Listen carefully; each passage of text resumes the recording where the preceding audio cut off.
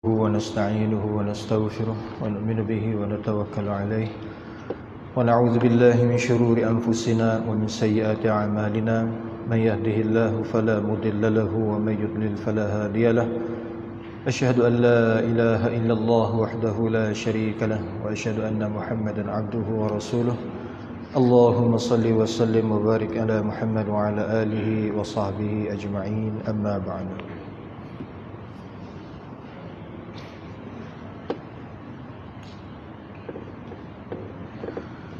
Muka surat al-89.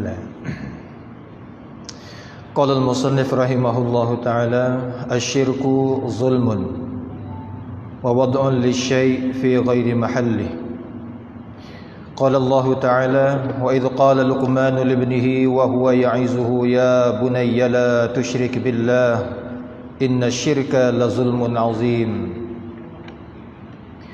Wa qad hadat Luqman al-hikmatul 'amiqah التي أكرمه الله وخصه بها إلى أن أفحش الظلم أن يجود الإنسان على أحد بحق غيره فمن أعطى حق الله لأحد خلقه فقد عمد إلى حق أكبر كبير فأعطاه أذل ذليل وكان رجل وضع تاج الملك على مفرك إسكاف وأي جور أكبر من هذا الجور وأي ظلم أفحش من هذا الظلم وليعلم يقينا أن كل مخلوق كبيرا كان أو صغيرا هو أذل من إسكاف أمام عظمة الله وجلالته وقد دلت الآية وشهد به الشرع والعقل السليم أن الشرك أقبح العيوب وما زال الناس يعتبرون إساءة الأدب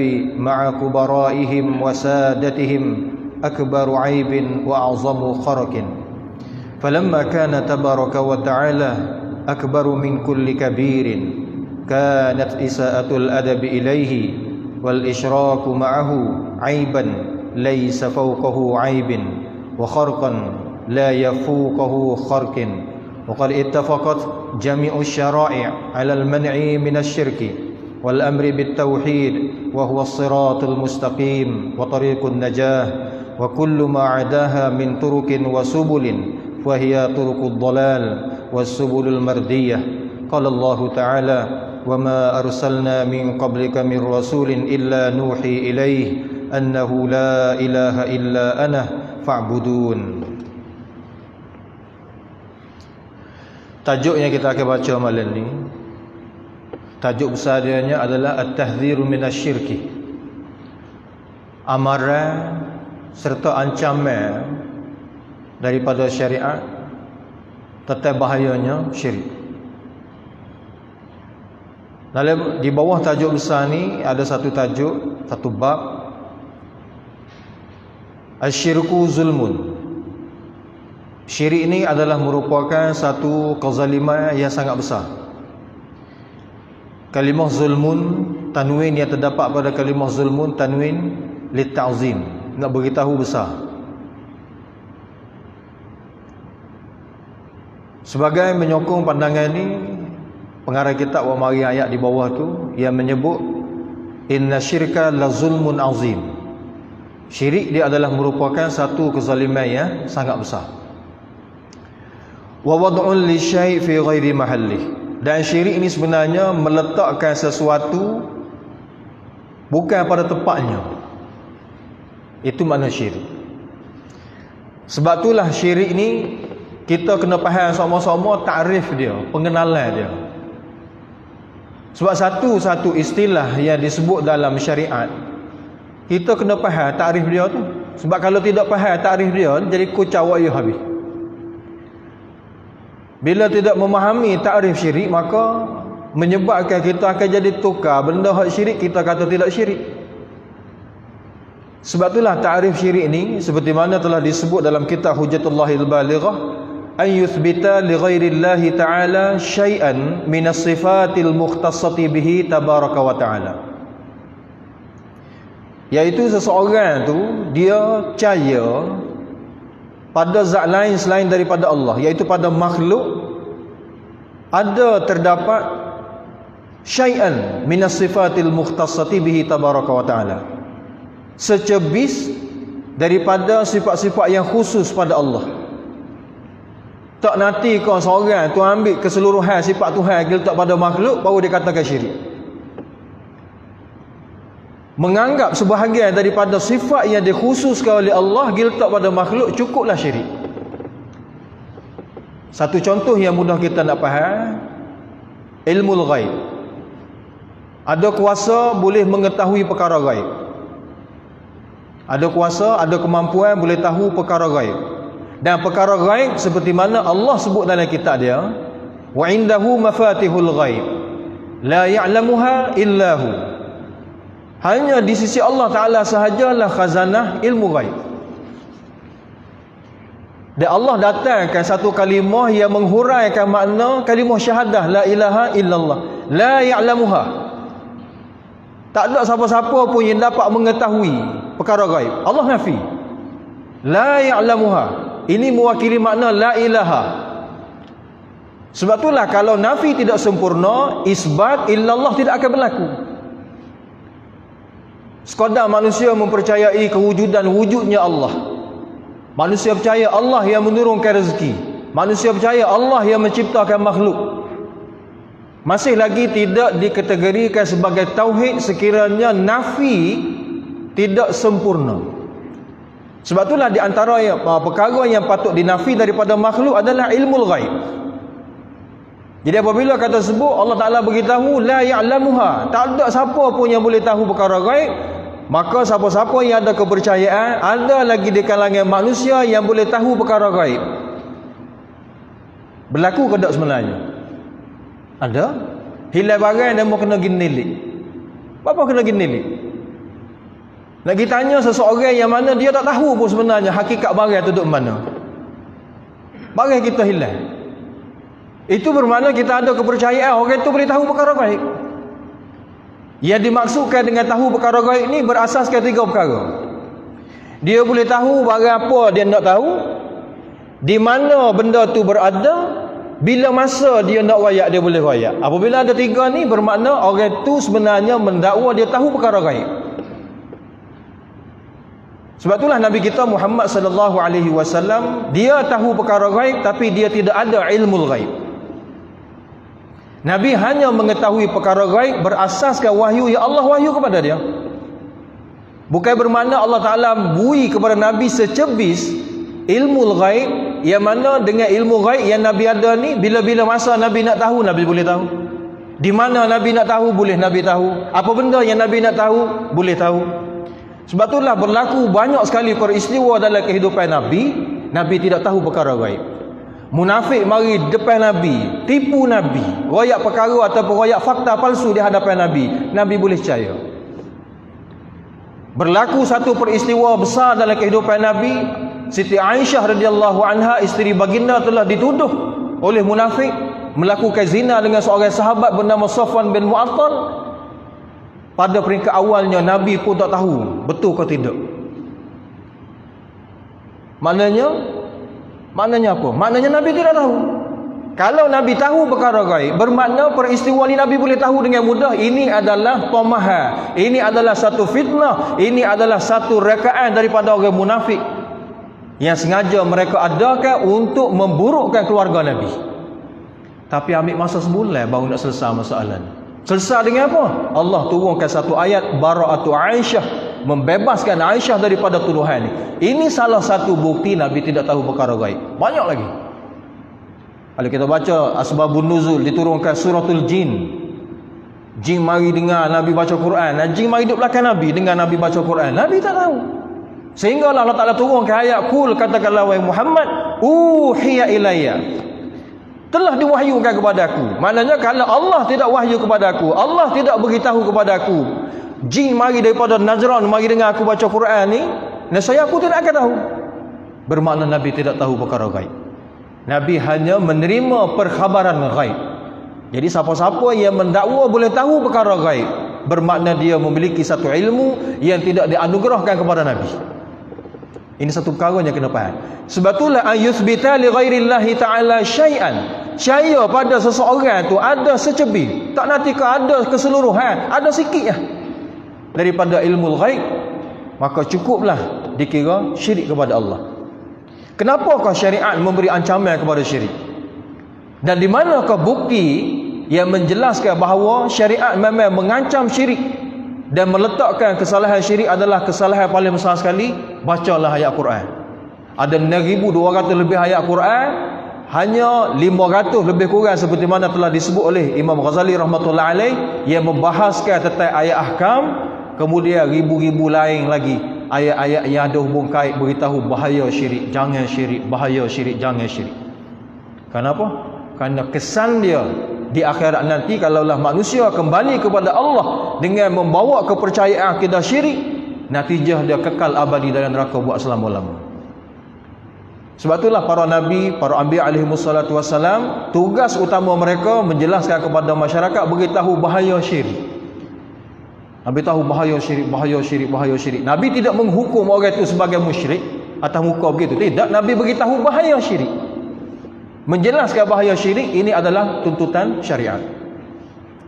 Qala Allah Ta'ala, Allah Ta'ala berfirman, wa idh qala Luqmanu libnih. Dan ingatlah di waktu mana Luqman telah berkata, telah menasihati anaknya, wa huwa ya'izuhu, hal keadaan dia menasihat kepada anak dia, ya bunayya, wahai anakku. Daripada ayat ni, Allah Ta'ala nak menjelaskan kepada kita tanggungjawab kita sebagai ketua keluarga. Kita kena sentiasa memberi peringatan kepada keluarga kita tentang bahaya syirik.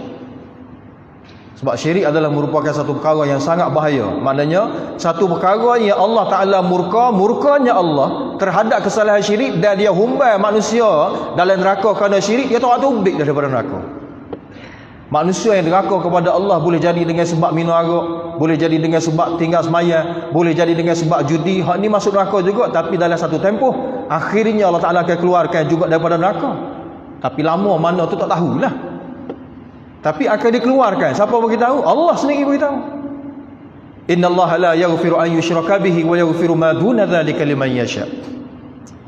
Jadi Luqman pesan kepada anak dia, ya bunayya, wahai anakku, la tusyrik billah. Jangan sekali-kali kamu syirik kepada Allah. Jangan sekali-kali kamu mengambil sifat Tuhan diletak kepada makhluk.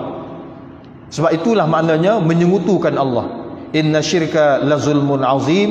Kerana sesungguhnya syirik itu, dia adalah merupakan satu kezaliman yang sangat-sangat besar. Wa qad hadat Luqman al-hikmatul amiqah allati akramahu Allah wa khassahu biha. Dan sesungguhnya hikmah yang mendalam, hikmah yang luar biasa telah memimpin Luqmanul Hakim, yang mana dengan hikmah itulah Allah Ta'ala telah memuliakan Luqmanul Hakim.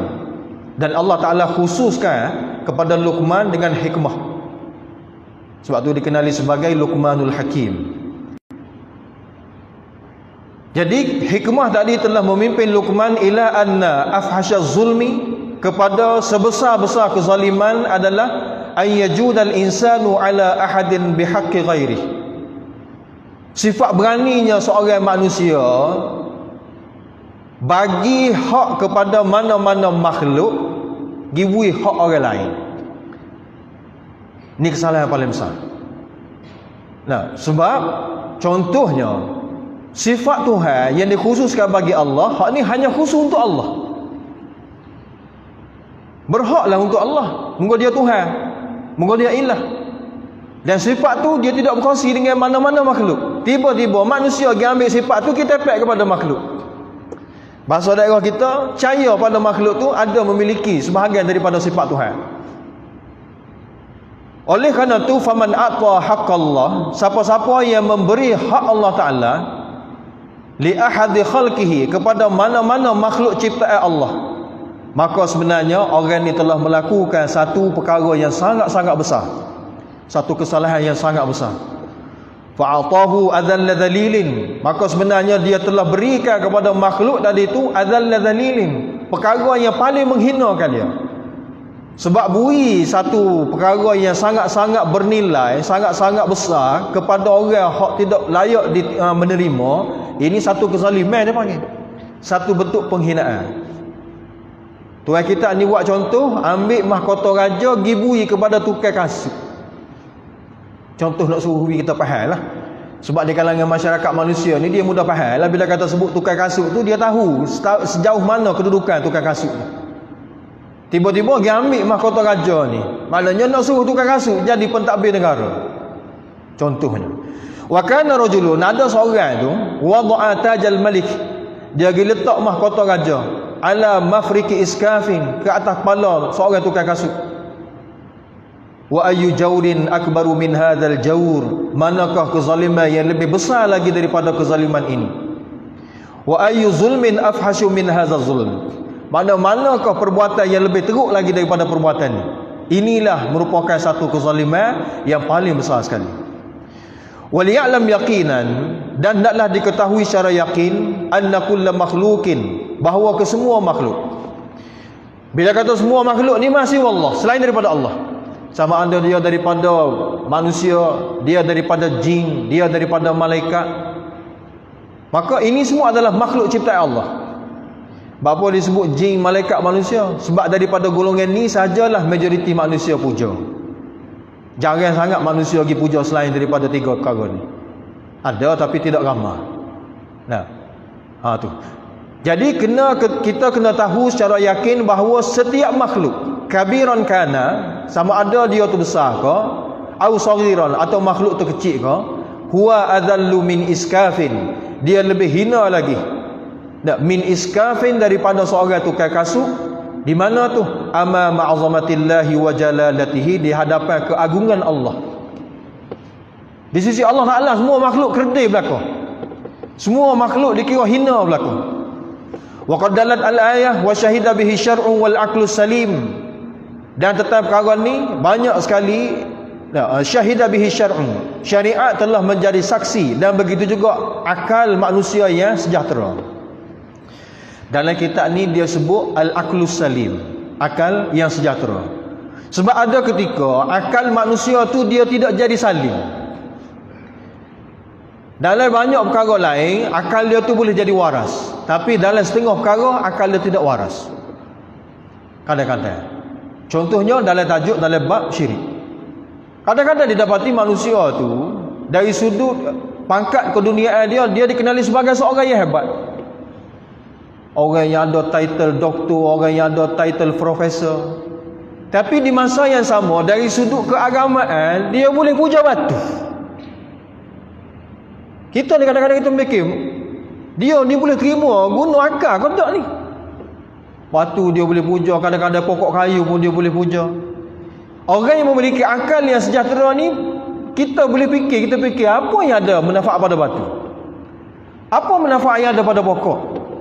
Apa manfaat yang ada pada matahari sehingga kita sanggup memuja dia? Tapi kadang-kadang akal manusia tu dari satu sudut, apabila dia tidak salim, dia tidak sempurna, maka perkara yang sepatutnya dia terima dengan mudah berpandukan kepada neraca akal yang waras, tapi oleh kerana pada ketika itu tidak waras, dia tak boleh terima. Dan inilah di antara puncanya manusia sukar ataupun payah nak terima ajaran wahyu. Kadang-kadang ajaran wahyu Tuhan ni kadang-kadang dengan akal tak boleh nak terima. Jadi manusia yang mengutama ataupun mentakdimkan akal, kadang-kadang ajaran agama ni dia rasa tak logik. Jadi apabila tidak logik akal, kita tak boleh nak ikut. Sebab itulah kata Sayyidina Ali rahmatullahi alaih radhiyallahu anhu, kalaulah agama ni terbinanya agama berasaskan logik akal, nescaya sapuh ketika mana seorang tu ambil sembahyang pakai khuf, sapuh khuf tu sapuh ke bawah, tak sapuh ke atas. Tapi dalam syariat apabila kita nak masah al-mashu al khuffain, nak sapuh atas khuf, kita sapuh oleh atas. Dalam riwayat kata sapuh oleh atas. Jadi kalau ikut neraca akal, apa sapuh ke atas, mungkin jalan ke bawah. Jalan dengan tapak kaki kan, bukan jalan dengan atas belakang kaki tu. Jadi kalau ikut logik akal, sapuh kena ke bawah. Tu.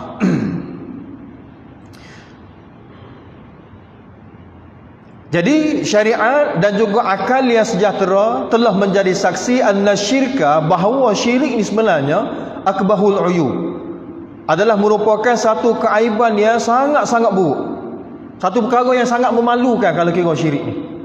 wa ma zalan nasu ya'tabiruna isa'atal adabi ma'a kubaraihim wa sadatihim akbaru aibin wa a'zamu kharakin. Sentiasalah manusia tu menganggap perbuatan isa'atul adab, perbuatan biadab, ma'a kubaraihim, terhadap pembesar-pembesar, wasadatihim, dan juga ketua-ketua mereka. Mereka menganggap perkara ini adalah sangat-sangat besar keaibannya dan satu kebodohan yang sangat besar. Sama-sama manusia pun apabila seseorang itu biadab terhadap ketua dia, biadab terhadap pemerintah dia, biadab terhadap raja dia, maka rata-rata manusia yang waras ni akan rasa orang ni memang cukup-cukup biadab. Akan rasa orang ni buat satu perbuatan yang tidak patut dia buat. Sebab apa? Sebab perbuatan kurang ajar ni manusia mana boleh terima? Tak boleh terima. Jadi perbuatan syirik kepada Allah Ta'ala, menganggap Allah Ta'ala ni ada sekutu, yang Allah Ta'ala nafikan perkara ni, itu dia panggil satu perbuatan biadab terhadap Allah. Jadi hak sepatutnya akal manusia yang sejahtera tak boleh terima dalam perkara ni. Sebab apa? Sebab syirik adalah biadab kepada Allah, lawan Tuhan dia panggil. Allah beritahu dia tidak ada syarik. Dia tidak ada syarik. Dalam surah Al-Ikhlas seperti mana dibaca dalam sembahyang maghrib tadi pun ada menyebut Allah Ta'ala ni dia zat yang maha tunggal, tidak ada sekutu bagi dia. Lam yakul lahu kufuwan ahad. Tak ada. Tiba-tiba manusia ni menganggap ada sekutu bagi Allah dengan cara ambil sifat Tuhan diletak pada makhluk. Falamma kana tabaraka wa ta'ala, maka apabila Allah Subhanahu wa ta'ala akbaru min kulli kabirin, dialah zat yang paling besar, yang maha besar, min kulli kabirin, berbanding dengan zat lain yang besar-besar. Kanat isa'atul adabi ilaih wal isyraku ma'ahu aiban laisa fawqahu aibin. Adalah perbuatan biadab terhadap Allah dan perbuatan menyengutukan Allah Ta'ala dengan sesuatu yang lain adalah merupakan suatu keaiban yang mana laisa fawqahu aibin, tidak ada lagi keaiban yang lebih teruk, lebih dahsyat lagi daripada tu. Wa kharqan, dan dia adalah merupakan suatu kebodohan la yafuku kharqin, yang tidak ada lagi kebodohan lain yang mengatasinya. Wa qad ittafaqal jami'u syara'i, dan sesungguhnya keseluruhan syariat samawi yang dibawa oleh para anbiya alaihi wassalatu wassalam terdahulu telah sepakat alal man'i minasyirki, menegah ataupun menghalang umat daripada melakukan syirik. Wal amri bitauhid, dan syariat-syariat agama samawi ini telah mengarahkan manusia supaya mentauhidkan Allah. Dan perjuangan Nabi, perjuangan para anbiya alaihi wassalatu wassalam beritahu kepada manusia, beritahu kepada umat masing-masing syirik ni bahaya, dan mengarahkan supaya kepada kaum masing-masing supaya mentauhidkan Allah. Perjuangan inilah dimusuhi oleh kaum mereka. Nabi kita pun sama ya. Nabi kita Muhammad sallallahu alaihi wasallam, asalnya mereka disanjung, dia disanjung. Kalau orang tanya siapa Muhammad, mereka gelarkan kepada Nabi Al-Amin, Al-Amin, seorang yang cukup amanah. Orang yang cukup amanah, orang yang tak pernah tipu orang yang bercakap jujur, orang yang lemah lembut, macam-macam sifat-sifat baik mereka telah disebutkan kepada Nabi. Itu sebelum Nabi dilantik menjadi seorang Nabi. Dengan kata lain, sebelum Nabi beritahu kepada mereka bahayanya syirik, kena tinggal syirik, dan pentingnya akidah tauhid. Tapi setelah mana Nabi mula menyebarkan ajaran tauhid, tidak ada lagi gelaran Al-Amin kepada Nabi. Mereka tomoh Nabi dengan berbagai-bagai tuduhan. Mereka gelarkan kepada Nabi sebagai sahir, tukang sahir. Mereka kata kepada Nabi syair, tukang syair. Mereka kata kepada Nabi Majnun, ni orang gila. Berbagai-bagai lagi tuduhan yang telah dilemparkan kepada Nabi kita Muhammad sallallahu alaihi wasallam kerana ucapan Nabi, ya ayuhan nas, wahai manusia, qulu la ilaha illallah tuflihun. Ucap dengan lidah kamu serta berkeyakinan dalam hati kamu, la ilaha, tidak ada ilah yang layak diseru, yang layak dipuja, illahu, kecuali Allah Ta'ala sahaja. Dengan seruan Nabi inilah maka Nabi dilempar dengan batu, diletak perut utara atas belakang Nabi, diusir daripada kampung halaman. Kerana ni pergi ke kota Taif, ni apa kau batu demo je kok. Nah, akhir sekali Allah Ta'ala arahkan kepada Nabi supaya hijrah ke Madinah. Ini silsilah permusuhan daripada kaum kerabat Nabi sendiri, anak beranak Nabi sendiri. Siapa yang jadi musuh Nabi? Pok saudara dia. Sepupu sepapak dia Abu Jahal pula, anak Nabi belakang ni. Hak perang dengan Nabi, lawan dengan Nabi, kalau boleh nak bunuh Nabi ni anak Nabi. Kenapa? Kalau Nabi ajak mereka supaya mentauhidkan Allah, dan Nabi arahkan mereka supaya tinggal syirik. Tu. Wa huwa siratal mustaqim, dan beritahu kepada manusia bahaya syirik dan suruh manusia supaya mentauhidkan Allah. Inilah yang dimaksudkan dengan as-siratal mustaqim, jalan yang lurus. Wa tariqun najah, dan juga jalan kejayaan.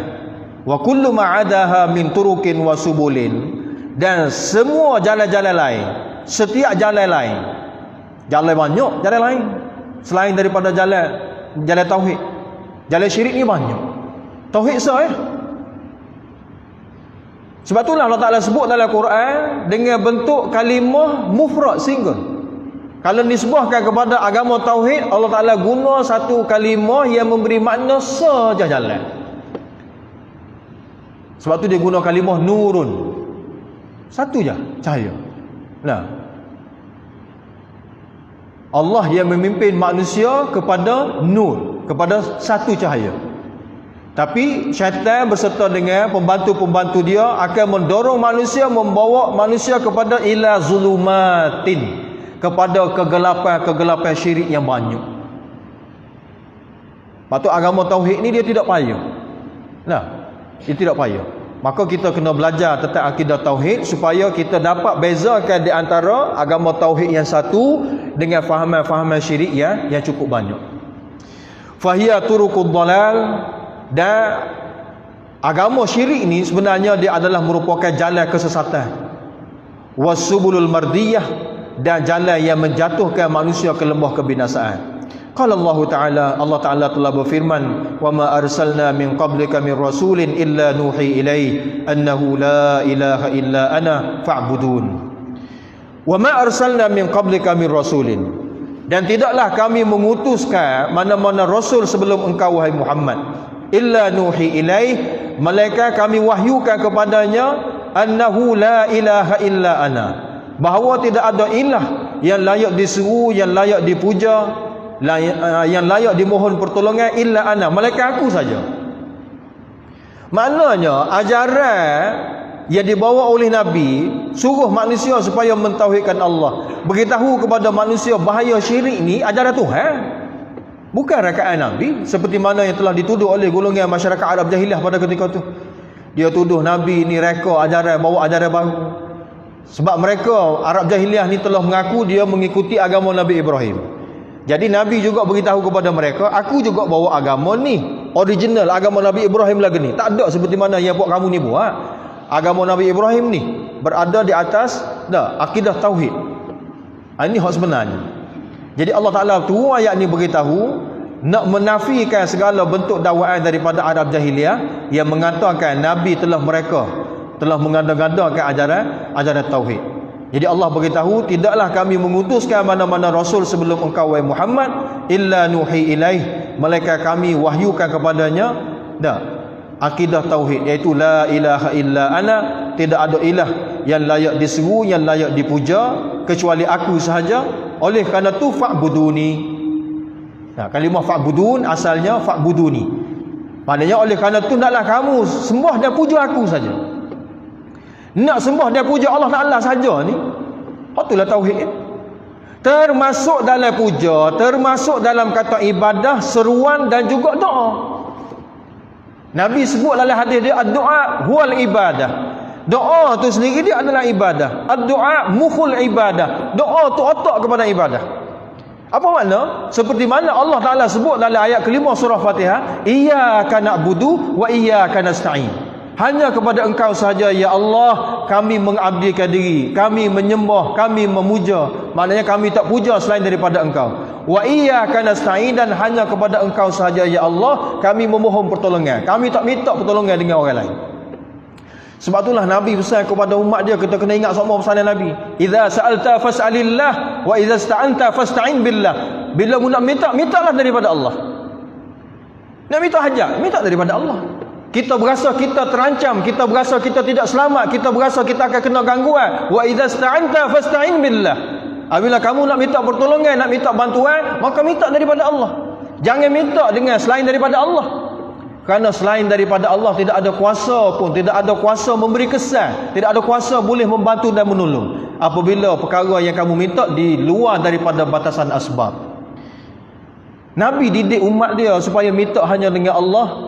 Ribu-ribu doa yang telah diajar oleh Nabi kepada kita, kepada umat dia semua sekali, tak ada satu pun kalimah seru ya selain daripada Allah.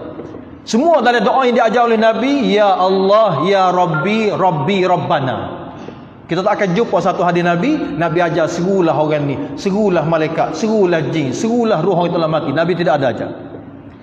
Sehingga kan Nabi nak didik umat dia, Nabi beritahu, sehingga tali selipar kamu, mu ada masalah, putus tali selipar. Itu masalah paling remeh dalam kehidupan kamu, wahai umatku. Putus tali selipar pun, naklah kamu minta daripada Allah. Liyas'al ahadukum rabbahu hajatahu kullah.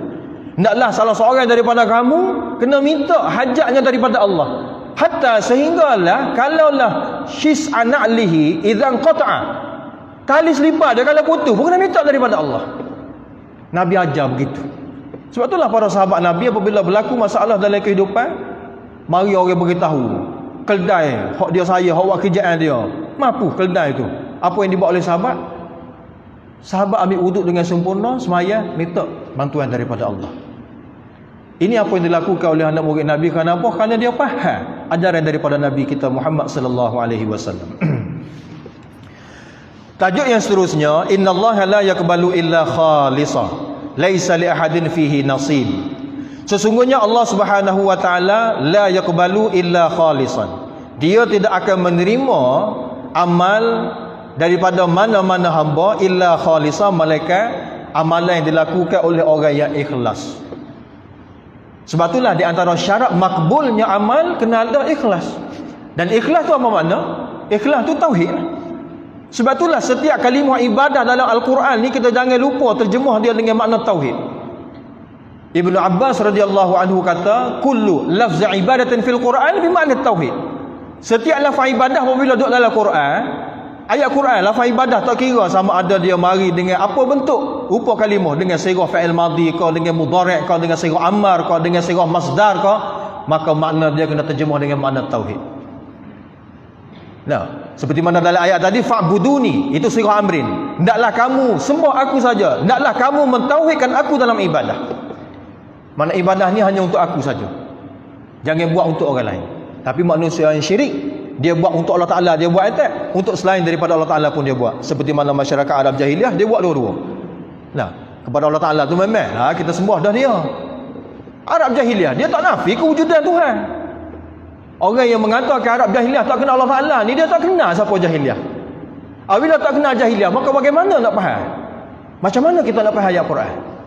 Sebab itulah mengenali Arab jahiliah satu perkara yang sangat penting. Kita banyak kali kita ulang perkataan Imam Waliullah Dahlawi, in kunta turidun nazara fi ma'ani syari'ati Rasulillah sallallahu alaihi wasallam falyatahaqqaq awalan halal ummiyin alladhi bu'itha fihim.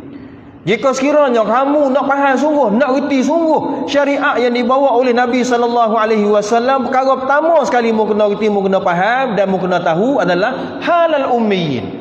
Keadaan masyarakat ummi, keadaan Arab jahiliah. Kenapa? Kerana ayat Quran turun tu nak betul salah faham Arab jahiliah pada masa tu.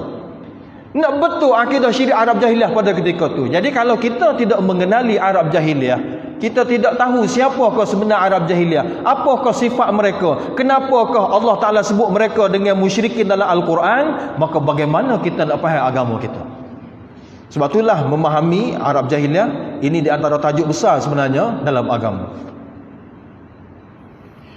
Laisa li ahadin fihi nasibun, dan tidak ada pun bagi mana-mana orang dalam bab ni ada bahagian, tak ada. Allah Ta'ala tak berkongsi dengan siapa-siapa.